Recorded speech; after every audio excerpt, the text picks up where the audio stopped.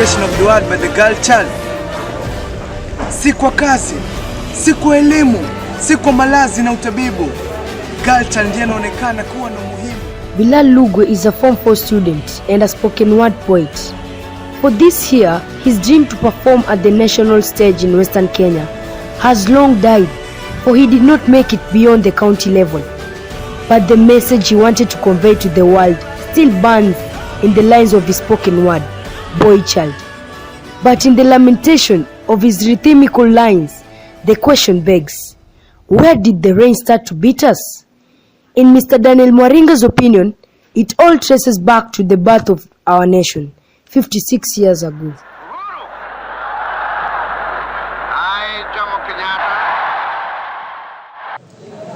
The boy child in the post-independent situation, that's a very wide area. But I want us to look at it from the perspective of how is the boy child, has the boy child developed from the post-independence to the particularly right now. Immediately after the post-independence, the boy child had been elevated. And I'm looking at it from the perspective of the traditional perspective, whereby the African culture had elevated the boy child to an extent that the girl child was seen as subordinate to the boy child. Nothing has changed for the parents who continue to bemoan the dwindling attention given to the boy child as the girl child soars above the clouds. Mr. John Masha seems to share this school of thought too. My perspective is that the boy child has now been left behind. We can see clearly that the girl child has outpaced the boy child. A lot of advocacy, a lot of empowerment is being done on the girl child, and the boy child is being left behind. It is surprising that despite the viral outcry, some students believe it is high time that the girl tasted the fruits of liberation and attention. Some boys appear not to mind the girl child blazing the trail. According to me, I don't believe that a boy child has been undermined in today's society. Why do you say so? Because this is a story whereby it was done in the past, whereby you may find in a community that the boy child is taken to be more superior, or there is more of alienation of the girl child than the boy child, and the boy child used to be given more priority over the girl child. Most of the women in the society are given more privilege compared to men. You can find that in this year's enrollment in the university, the government had proposed that the girl child enter the university with a C+, but the boy child enter with the university with a B-. That shows how it is, how the gender inequality comes. The government at least should maintain or equalize the gender. For example, like this proposal should be removed and all the students should be enrolled with a C+ if it's a C+, or if it's a B-. Yeah.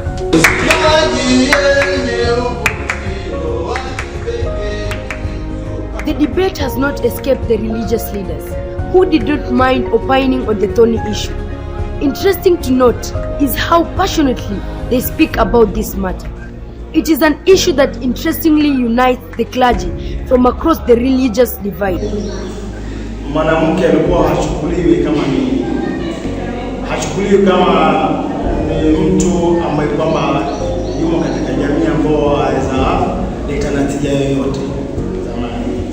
Na kwa kile ule mwanamke, lakini ukilinganisha kwamba hata zamani kusomeshwa mwanamke huwa hasomeshwi sana.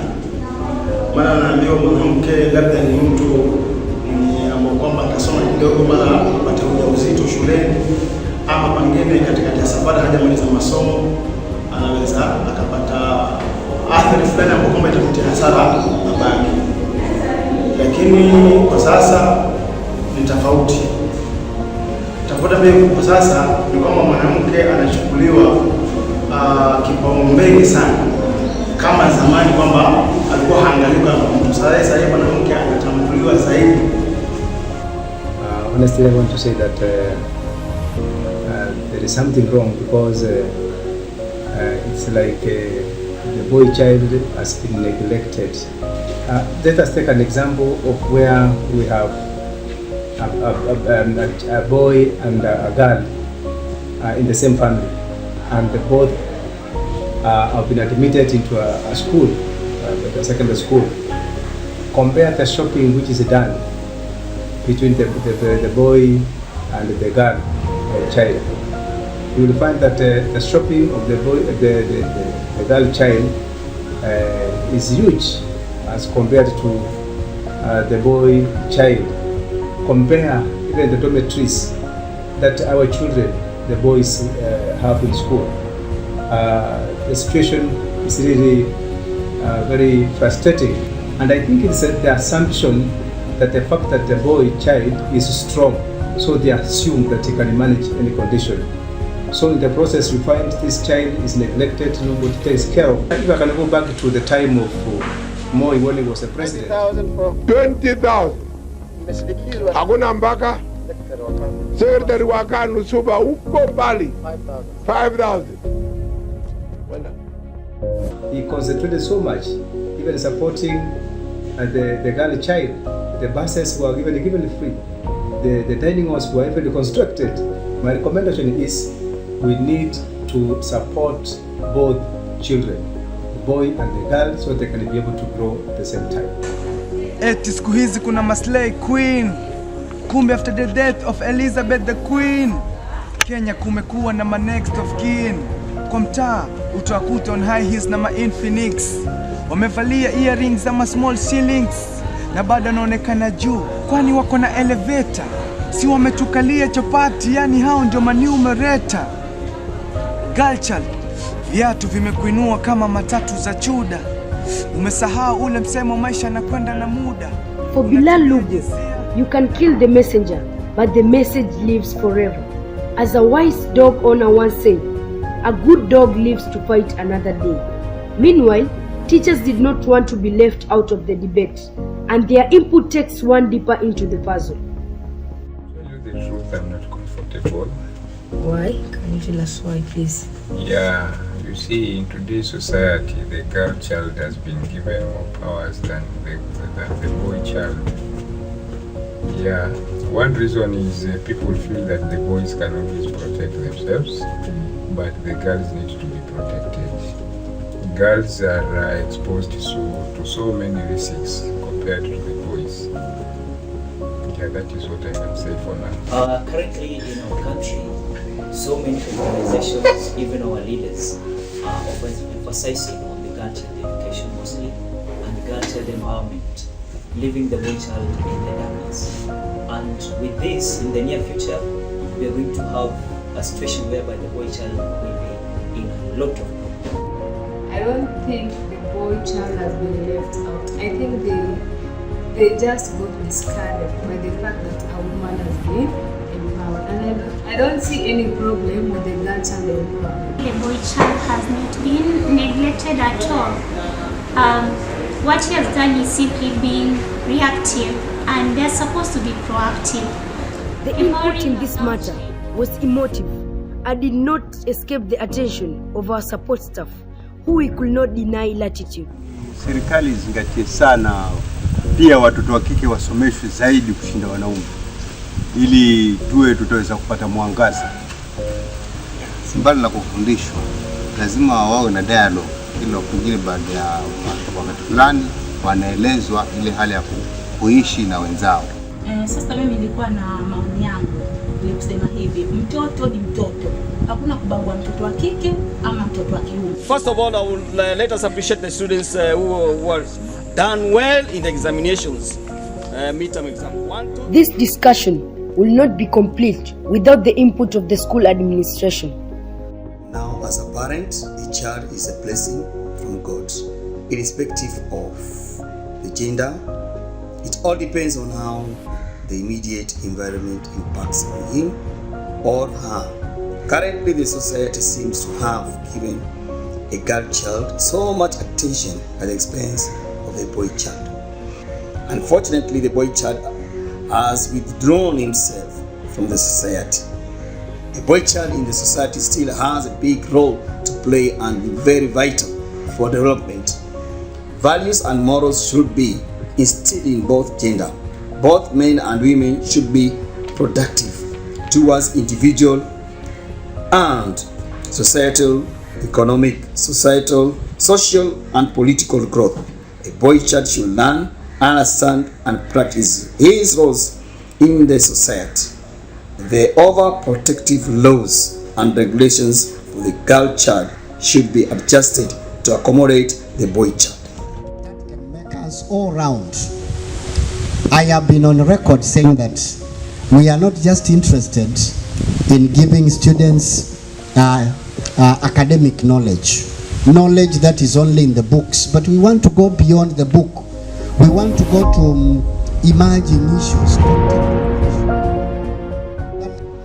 The girl child, the campaign for empowerment of the girl child has been so much emphasized at the expense of the boy child.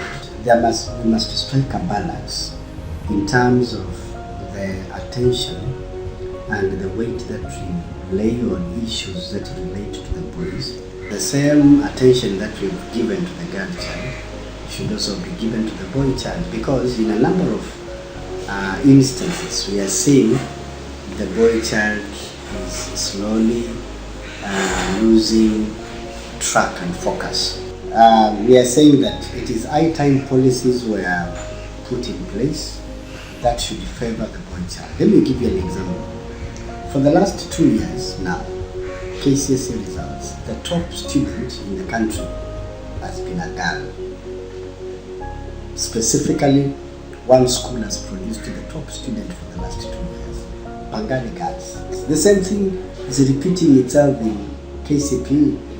Remember, boys are supposed to be men in waiting, the head of the family. When the head is not steady, is not stable, then the rest of the body is having a problem. The school is a subset of the society, and the basic unit that we are talking about in our community is a family. Now, what happens in the family setup has a big implication on what happens at the school and in the community. Most of the hard jobs and things that have to do with people using a lot of energy, they are given to the boys, and the girl is given the softer option, washing the utensils, washing the clothes, but the men are given the very hard tasks. That narrative should change. Si darasani, si kazini, suni itakuwa hadi nyumbani. Tuangalie jambo hili hatari. Baadaye ni sisi tutatolewa. The questions raised by this debate will largely remain subject to people's opinion. However, the boy child remains hopeful for a world of gender equality. Together as a family, tusimsahau mvulana, tusiumize vijana. This debate will rage on, but for now, we leave our message planted in your hearts, and may the message germinate and inspire you to play your role in ensuring gender equality. In Bilalugwe's words, let us treat everyone equally and live together as a family.